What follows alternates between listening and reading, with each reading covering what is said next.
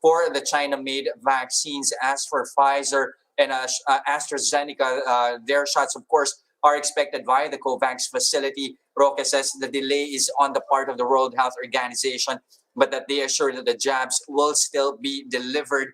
And right before today's close, you have this big development as well. A number of Metro Manila mayors also gave the go signal for a shift to modified general community quarantine in the region. According to Navotas Mayor Toby Chanco in a radio interview, he did say that 9 of 17 mayors agreed to the shift.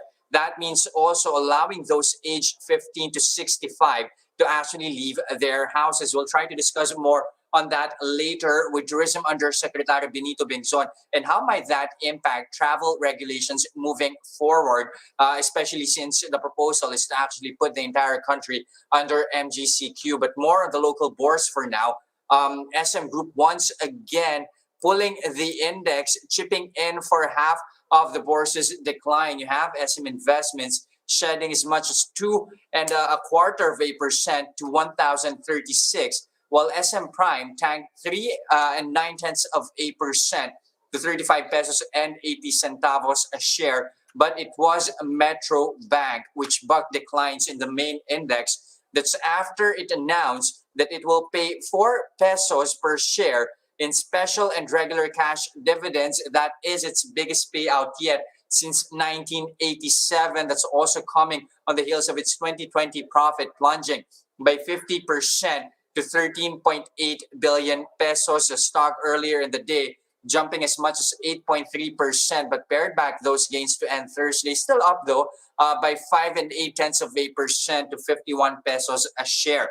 Now let's zoom out a bit now and go on the broader economy. During his weekly virtual briefing, Central Bank Governor Ben Jokno says it's taking a while before policy rate and bank reserve requirements reductions last year are felt here in the country. He says as well, that further easing will have a limited effect. Jokno added that there's really limited signs of a possible second round inflation and that the financial sector remains intact amid the record easing last year. That's also owing to banks becoming more risk averse. The thing is, he says, there haven't been many borrowers yet due to uncertainties looking at the financial sector, though they are in the green here, really bucking the decline we're seeing across the local bourse here. The sector is up close to 1.3%. Like what I said, Metro Bank leading the charge here, up by 5.8%. Union Bank not far behind, also in the green here, up by more than 2%. A big player, BDO, also ending the day here on the upside here, increasing by 1.9%. Now, here are other headlines we're keeping our eyes on. Industry groups affected by safeguard duties on car imports are questioning the validity of the petition for the protective measure filed by labor groups.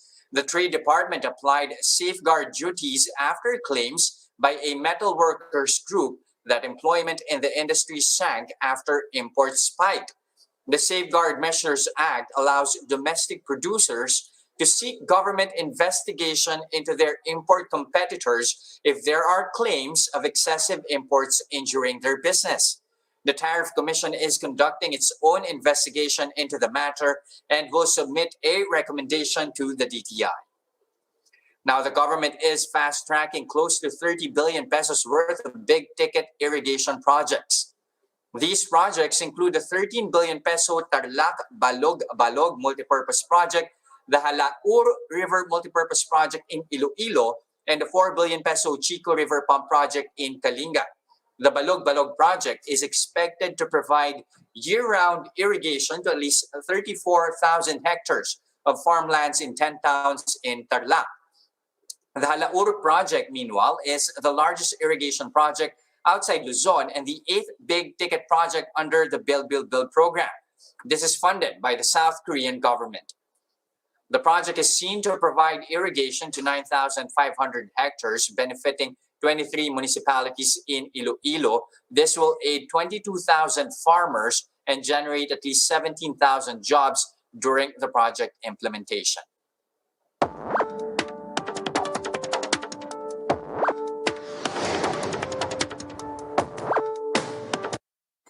All right, we circle back to our top story with a majority of Metro Manila mayors agreeing to easing restrictions in the region to MGCQ. To discuss how might that impact tourism across the country, we have on the show Tourism Undersecretary Benito Bengzon. Good afternoon, Usec Bengzon. Good afternoon, Jess. All right, so this move, at least proposed by NEDA, hurdling at least one more obstruction here, with of course a majority of NCR mayors agreeing to the move. Should MGCQ be in place across the Philippines, are we also expecting a loosening in travel restrictions? Well, when a destination shifts to MGCQ, tourism activities are now allowed.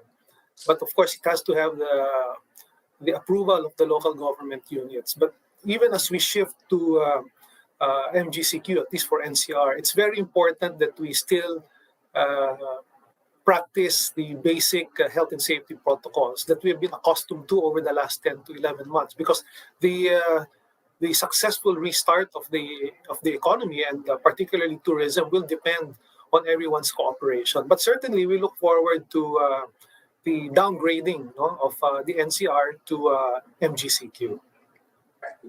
Should that be put in place, can you give us more ideas to how restrictions specifically will change should restrictions be eased to MGCQ? Well, if a destination is already under MGCQ and the local executives have agreed to it, then we can already have tourism activities. Hotels, for example, can start accepting guests for leisure.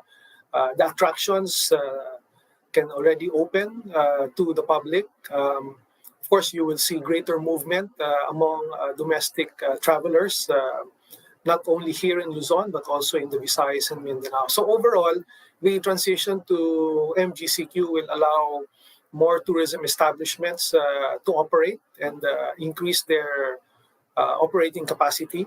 It will also allow, of course, the travelers more options to move around. But I think it's very important to, again, take note that there are fundamental requirements that we have to follow when we visit the different destinations. And as we all know, a negative test result is still one of the most important requirements that we have to comply with. Many of destinations have also come up with their own booking platforms. They have their own apps wherein the traveler has to encode his personal information. On arrival in the destination, he's given a QR code, which he can then use when he moves around the different establishments in that particular destination. Okay, before we drive more into the requirements, I just want to at least question more on one particular aspect that you mentioned, in which you have a number of establishments, even destinations, which will be allowed to actually expand their capacity. By how much are we looking at? Well, destinations, the establishments in destinations that are now under modified GCQ can go up to 100%. But again, I think what's important is even with the increase in the operating capacity, the discipline, both on the part of the traveler and of course the tourism frontliners, still must be followed. We've seen destinations that have opened successfully, and this can be attributed to compliance with basic health and safety protocols on the part of the traveler, on the part of the tourism frontliners as well. Okay, at the same time, I want to ask this question here. Of course, much of the requirements still mandated by local governments. Is the agency open to a single set of requirements across the country? That has pretty much been as well a focus of discussion in Congress yesterday. So is it something that the tourism department is open to?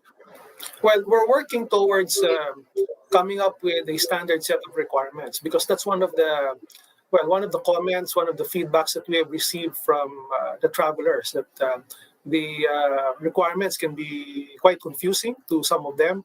And there's really a need to come up with a uniform set of requirements. So we're working with the local government units. I think everyone agrees that the procedures have to be simplified if we really want to entice travelers to move around. But again, what will remain fundamental here would be the negative test results, and of course making sure that we follow the health and safety protocols, not only in the accommodation establishments, but across the different subsectors of tourism. So whether it's in restaurants, F&B facilities, tourist transport, the guidelines have to be followed.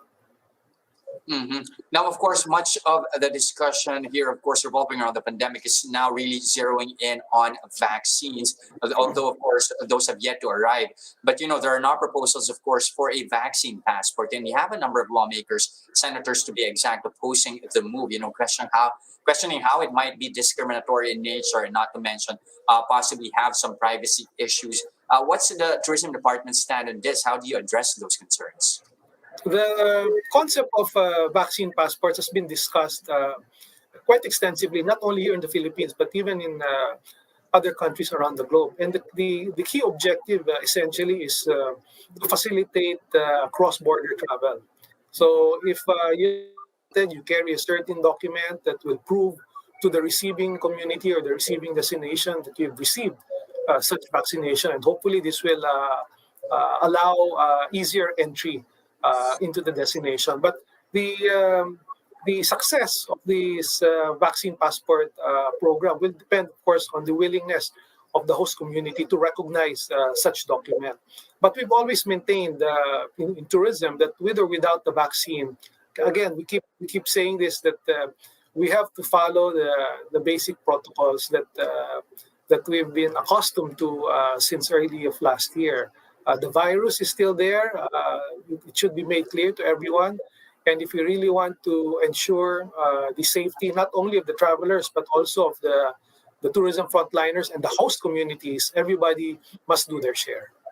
Okay, now let's drive into some of the more specific sectors here, especially this one of the most heavily battered industry here, the airline sector. What's our outlook for the sector, at least for this year? Well, the local airline industry has been severely hit by the pandemic, and based on our consultations, recent consultations with them, the operating capacity domestically is still below 20% compared to pre-COVID levels, and this is one of the lowest in the region. So the challenge that faces us now is how to increase the load factors in the different routes that are currently being serviced by our airlines. And one way to do this is, again, to make sure that the requirements of the different LGUs are standardized to make it easier on the part of the traveler. There have been talks of test before boarding or test before travel. And this is something that, of course, we see as very important in ensuring that the situation is controlled. But on the part of the DOT, of course, we continue to promote the local destinations because we want to create the demand. No? In the next several months, the recovery of tourism in the country will really depend on domestic tourism. While international borders are still closed, we will have to rely on Filipinos who will be moving around, supporting our hotels, our tour operators, the restaurants, in our collective effort to accelerate the recovery of tourism. Okay, and lastly now, Usec Bengzon, let's zoom out a bit and talk about the tourism sector in general. How bad was the loss in 2020, and are we expecting a recovery moving forward, at least for the near term, this 2021? Are we also expecting more destinations to open? What is clear is that the pandemic has spared no one. All tourism destinations around the globe suffered heavily. Based on the reports of the UNWTO, we're talking of anywhere from 70 to 80%, maybe even 85% decline in arrivals and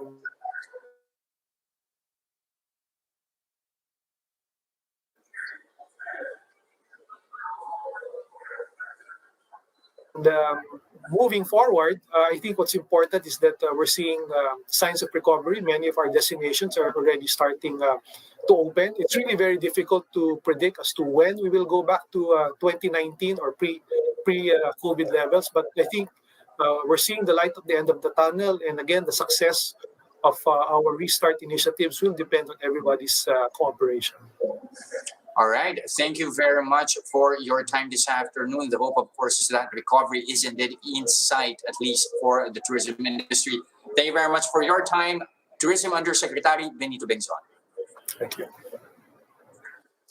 And those are the biggest news this trading day, February 18, 2021. Catch Business World live again tomorrow at 9:30 a.m. for the market open and 3:15 p.m. for the market close. I'm Jess De Los Santos. We are One News.